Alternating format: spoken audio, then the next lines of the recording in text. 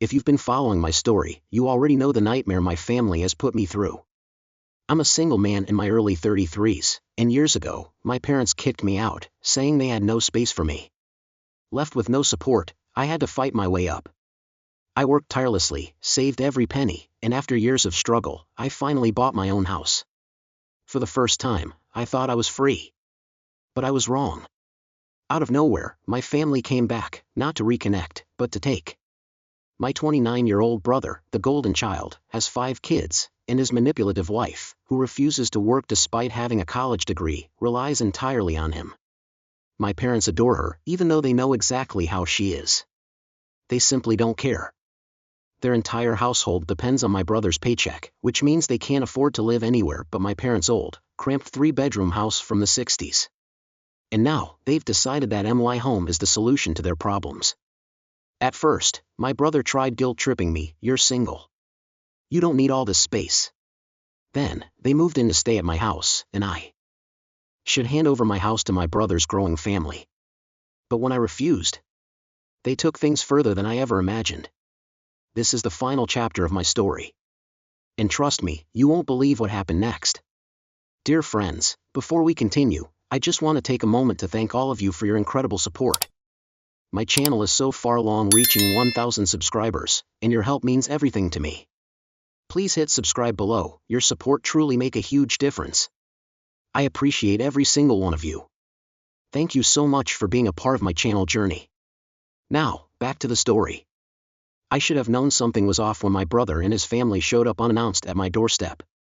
I had never given them my address, yet somehow, they found me. Maybe they stalked me at work, or maybe someone snitched. Either way, they stood there, grinning like this was just a casual visit. But the moment I opened the door, they barged in like real estate buyers inspecting a property they are going to buy. My SIL smirked knowingly, my parents exchanged satisfied glances, and I watched as they inspected every inch of my home like they were touring a real estate listing. "Wow, this place is huge," my mother murmured, her eyes gleaming. "Way too much space for just one person." "You really did well for yourself," my father added, scanning the living room like he was picturing how he'd rearrange it. But they didn't care how hard I had worked for this house. After years of struggle, I had finally saved enough to buy a home. I had found the perfect place, a 3-bedroom manufactured home with a small yard, just 2 miles from my job. I knew this was my best chance at stability, to never have to sleep in a camper again. I had worked relentlessly, taking overtime shifts whenever possible, just to afford a place to call my own. My boss played a huge role in helping me get back on my feet. When I had nowhere to go, he let me park my camper in the company's lot, even allowing me to hook up to electricity and water. In exchange, I worked unpaid shifts on Sundays. He never judged me for my situation, if anything, he respected my determination. Having that bit of security gave me the chance to save up faster, and when a supervisor position opened up, he promoted me, giving me the financial boost I desperately needed. With that stability, I finally did it. I negotiated $12,000 off the asking price and poured nearly all my savings into the down payment. Owning my own home meant freedom. No more uncertainty. No more sleeping in a camper. But to my family, none of that mattered. Then my brother made his intentions clear. James took a deep breath and said, "Look, this house is way too big for just you. It's closer to my job, closer to the kids' school. So, you should let me and my family move in." I blinked, trying to process the unbelievable audacity of what I had just heard. "Excuse me?" I asked, genuinely thinking I had misheard him. "Yeah," James continued, "you already have the camper. You could just live in that outback. That way, my family will have the space they need." I felt my jaw drop. "And what about rent?" James laughed, like I had just said something ridiculous. "Why should I pay rent? We're family." I couldn't believe what I was hearing. He expected me to live in my own backyard while he and his freeloading wife lived in my house, for free. I tried to speak, but James kept talking over me, acting like I had no say in the matter. He started listing all the changes they would make once they moved in: curfews, restricted access to my own home, complete control over the space. Then he reached out his hand like he was closing a deal. That's when I lost it. "That's never going to happen," I shouted, my voice booming through the house. James stumbled back, startled. He wasn't used to me standing my ground. But this was my house, my rules. I stood tall, locking eyes with him. My house is not up for grabs. I worked my ass off for this place, and I am not handing it over just because of the house nearby your workplace or because of your children's schools. That is not my problem. James went pale. His smug attitude vanished instantly. This house is too big to you, bro. Don't you feel lonely when nobody is around? His tone was filled with persuasion. You don't have a wife, you don't have kids. You don't need all this space.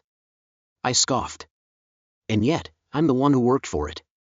Right then, my parents and his wife barged back inside, surrounding me like they could pressure me into agreeing. They had no idea who they were dealing with. I shut them off and kicked them out of my house. When I threw them out of my house, I thought that was it, and found my peace. But my entitled family doesn't accept it. My brother and his wife were utterly humiliated. They came in thinking they could just take what was mine, but they walked away with nothing. My brother had a full-blown meltdown, screaming that I was ruining his life. And, of course, my parents jumped to his defense. The guilt-tripping started immediately. My mother left countless voicemails, her voice dripping with fake sympathy. He has 5 kids. How can you be so heartless? But I wasn't falling for it. I had spent my entire life being told that my brother deserved more than me. Growing up, he was always the golden child, and I was just the inconvenience. We were only 4 years apart, but he developed a superiority complex because every time I stood up for myself, I was the one who got punished. He bullied me relentlessly, flirted with my first girlfriend until she broke up with me, and laughed at every misfortune I faced. And what did my parents say? Suck it up. Back in the day, my parents only treated me fairly. When they needed to keep up appearances in front of extended family. But the moment no one was watching, things went right back to the way they always were. When our nosy relatives started noticing their blatant favoritism, my parents didn't change, they just moved us 150 miles away to escape the scrutiny. They thought distance would erase the truth. It didn't. So when I finally left home at 18, before I had even finished high school, they were thrilled. No more pretending. No more acting like they cared about me. They didn't even bother coming to my graduation, and honestly, I didn't care either. From that moment on, I only saw them on holidays, just like any other distant relative. But the difference was, I had no illusions about where I stood. And now, years later, after treating me like I never mattered, they came crawling back, not to apologize, but to take. They wanted to take away my house. At first, some relatives bought into my parents' sob story. They called me selfish for not helping my family. But the cracks in their narrative started to show. The same family members who once defended them began to see the truth. And then my sister-in-law took things to a whole new level. She launched a full-blown social media smear campaign. She posted staged pictures of my brother and their 5 kids sitting in a dimly lit, messy bedroom, looking miserable. On her Instagram and X, she wrote, "Meanwhile, my brother-in-law enjoys his big, new house while we struggle to survive." She painted me as the villain, as if I had personally thrown her and her kids onto the street. She twisted the story, making it seem like I had stolen my own house from them. And at first, people believed her. Strangers flooded her comments with sympathy. Some even asked how they could donate. But the internet isn't stupid. People started asking questions. If they were truly homeless, why were they still living in my parents' house? If they were struggling so much, why wasn't my sister-in-law working, especially when she had a degree? And most importantly, why did she think she was entitled to a house she never contributed to in any way? Bit by bit, her lies unraveled.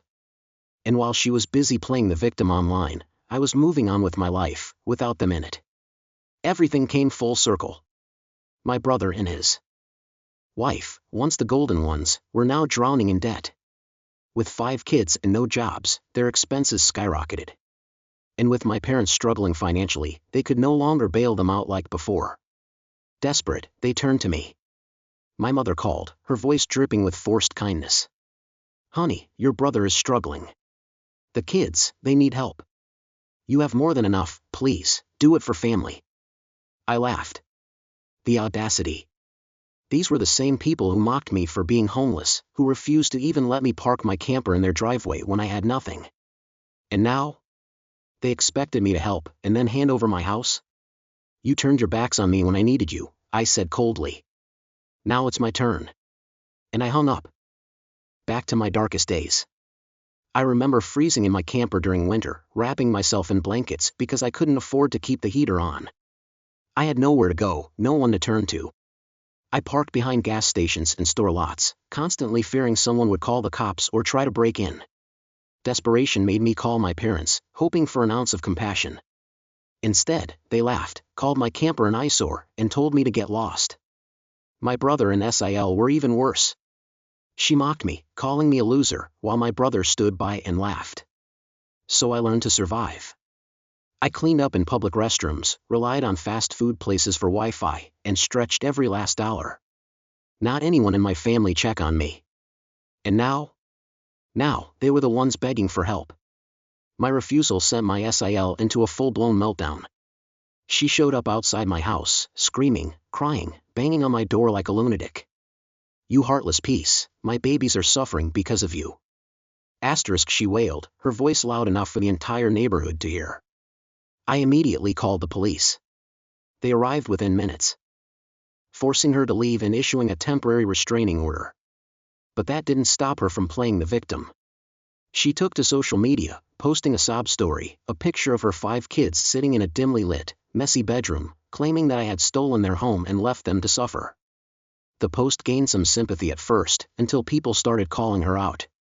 Some even dug up old posts where she bragged about how her loser brother had to live in a camper. The internet didn't buy her lies, and the backlash hit hard. Reddit friends, they tried to steal my house, and instead, they lost everything. Now, I have to ask you, would you ever forgive them after this? Could you look past the manipulation, the betrayal, and the entitlement? Drop your thoughts in the comments. Have you ever dealt with family entitlement like this? What would you have done differently? And if you found this story shocking, hit that like button, subscribe, and stay tuned for more insane updates. Because this isn't just a story, it's a warning. Stand your ground. Protect what's yours.